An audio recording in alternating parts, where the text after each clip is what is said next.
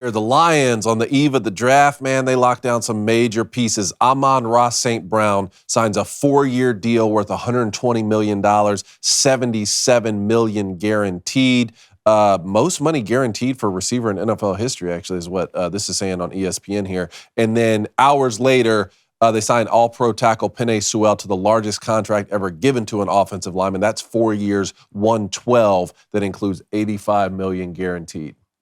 Penei Sewell, 100% get it. I love Amon-Ra St. Brown, and I understand keeping the band together because y'all have made some great music here lately.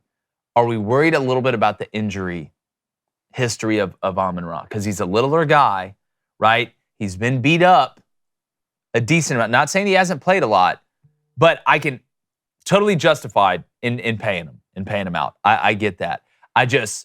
I would feel better about the Sewell situation at tackle than I would about Amon-Ra being able to stay healthy. That's the only not negative, but not extreme positive that I think comes up. I mean, keep in mind, Lions just made the playoffs or won a playoff game for the first time in a long time. I think you had to pay Penei Sewell, one of the best for sure linemen in the league, and he's young. I think Amon St. Brown's not only one of the best receivers in the league, but one of the hardest workers at his position in the league. A lot of it you don't see guys blocking on the edge, finishing plays, blocking as a receiver. From guys who've watched Amon St. Brown, mostly his whole career was on my fantasy team last year, my leader. This guy does everything the Lions ultra competitor to do. Yeah. He's exactly what Dan wants in a football player. He's been their leading receiver the last 3 years, and he's only getting better. And I do think you want to keep that piece, especially with Jared Goff coming into Well, we talk about building culture all the time. And when you reward a guy who is produced on the field, but is one of your hardest workers, right? And you reward another guy like Penei, who may be young, but he's one of your hardest workers, because I've heard great things about him too. That sends a message to the rest of the locker room that, listen, if you come in here and you bust your ass, we will pay you, we will treat you well, we will treat you how we want to be treated. So I think that sends a great message, and I think Dan Campbell may have just got him cooking.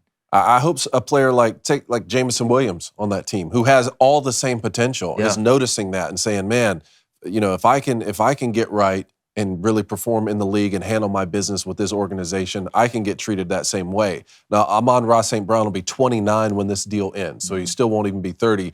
The interesting stat here, though, Amon-Ra St. Brown, one of 3 players in NFL history with 90-plus catches in each of his first 3 seasons. Those other 2 guys, Odell Beckham Jr. and Michael Thomas. Both of those guys, you might have said, hey, wish we hadn't signed them to a huge deal on the second time. Yeah, but I think Amron's a different type of receiver than both. He is. I mean, Odell's mostly an outside. Amron's one of those pieces you can put inside, outside. Yeah. Hell, he'll be back at running back. Mike Thomas is an outside receiver. Yeah, Mike Thomas is an outside. Only thing I do worry about, if you are the Lions, like, what's been the problem? It's defense. They have the 29th pick. And you're going to spend a lot of money on offensive pieces. I get that. But to make that run, to hold that trophy up at the end of the year, you're going to have to fix a lot of problems on that defense. They have the 29th pick tonight. There's a couple corners out of Alabama that'll probably go in the first round. Cooper DeJean. They need to take old boy from Michigan. What's his name? He was a receiver. Mike Sanders still? I'd take Mike Sanders still. That dude's an absolute dog. He played at Michigan. I mean, you're sitting there. Last guy you got from there, Aiden Hutchinson, seems to be underrated too, man. What's up, YouTube? Listen, if we had a YouTube draft, you would definitely be our number 1 pick. So why wouldn't you hit subscribe? That's just borderline disrespectful. Don't pull a Eli Manning.